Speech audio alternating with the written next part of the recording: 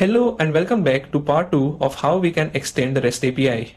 We will now continue exploring how we modify the response. Now, if you go into the meta, we have a type. So what type of meta key is there, whether it's a string, boolean, integer, number, array, or object? Currently, our actor's meta key is an array of values. Okay, so the first type is an array. Then there are descriptions if you want to describe the data attached to this key. That's why I have added a description here.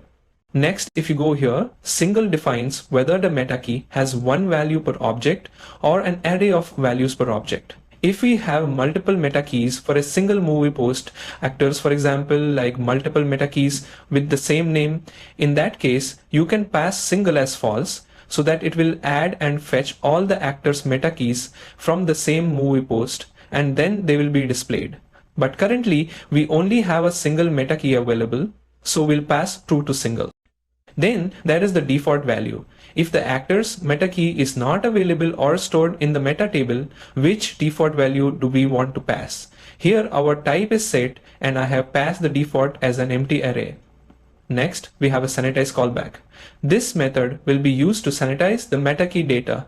This callback function will be called when we are updating the actor's information through the REST API.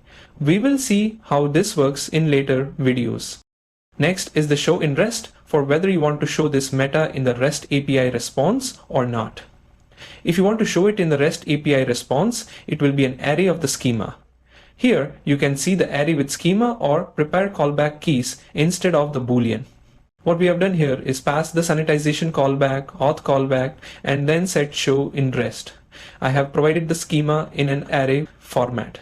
In the schema, our actor's meta key has an array of values. So I have defined it as an array. In that array, we have items of type integer because we are storing the person post ID in the array. That's why I have specified the type for the items as integer. Then we have the revisions enabled parameter to enable revision support for the meta key. But to use this, the object type should be set to post. Now, regarding the sanitization callback and auth callback, how do we define and identify the arguments that are passed here? If you go to the meta and look at the register meta function in the code base, a little further back, you will see the auth callback. First was the sanitization callback. So let's go through sanitization. If the sanitization callback is provided, we use an inline function. It adds the filter if the object subtype is not empty, which is like our custom post type. If it's not empty, it adds the filter sanitize underscore followed by our object type, which is post, our main object type, followed by underscore meta key for and the object subtype. Our sanitize callback is hooked into this filter. How can we identify this filter? I can simply search for it and look for apply filters. This filter has been applied from the sanitize meta function. So whenever we fetch the data, like when we use get post meta, the sanitize meta function will be executed. This function will apply the filter. If the subtype, which is our custom post type, is not empty, the filter will be applied when we register the meta. You can see what arguments this filter passes. The same arguments, meta value, meta key, object type, and object subtype are passed here. The meta value should be returned because it's the first value that will be returned, and the other three arguments are provided for our purpose. If you want to use those arguments, we can use them. In the REST API, in our register meta, I have just checked whether the meta value is added. If it is, then I am sanitizing it using absolute integer just to make sure that the meta value is valid. I'm going through every array item and passing the array item value through the absolute integer function. If it's not array, I simply return an empty array because according to our implementation approach, the actor's meta key should contain an array of values. This way, you can identify the sanitization process and the arguments that need to be passed to that function.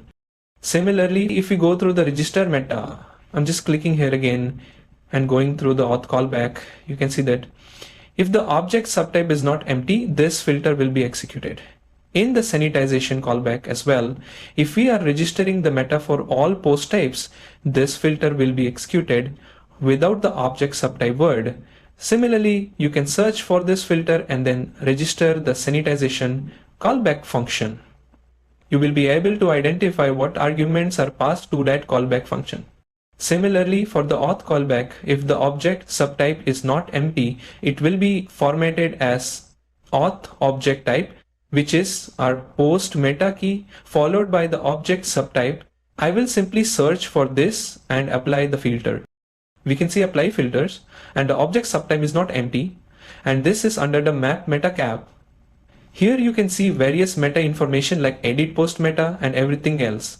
When any of these capability checks are triggered as we update meta information through the REST API, the map meta cap function will be executed when we check using the current user can function. Here you can see that if it's not empty, the object subtype, and if it has a filter, then this apply filters will be executed. You can see what arguments are passed to the callback function. The same arguments are used here.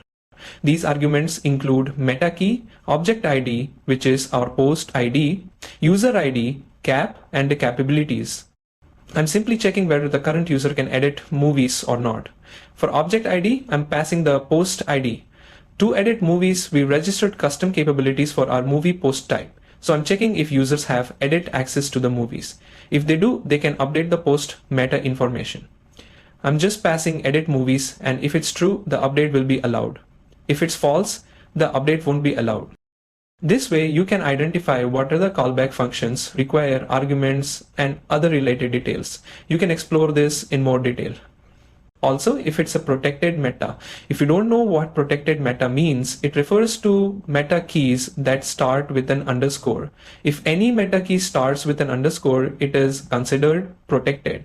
This means it won't be displayed in the REST API response because it's hidden or considered protected. For this, you will need to provide some authentication or additional checks. If it's protected, the function will simply return false because by default, it won't be allowed.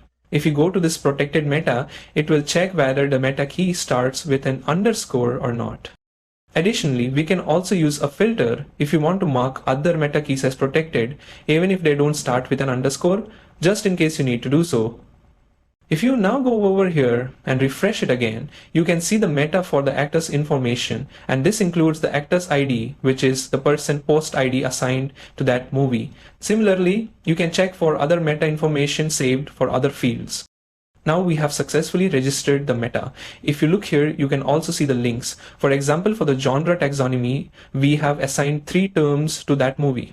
Under the links section, WordPress has added the term taxonomy, and from that we can get a list of genre terms assigned to that movie. Similarly, how can we add this? Because these are the IDs of the person post types, right? And we have the REST API route for the person post types as well. If on the front end, we are displaying this list of actors and you need the actor name, their single actor page or single person post page, along with some information like an excerpt if needed, then in JavaScript as a developer, we have to construct this entire REST API route, pass this endpoint and fetch all the required information from there. Thanks for watching and see you in the next one. Chai WordPress.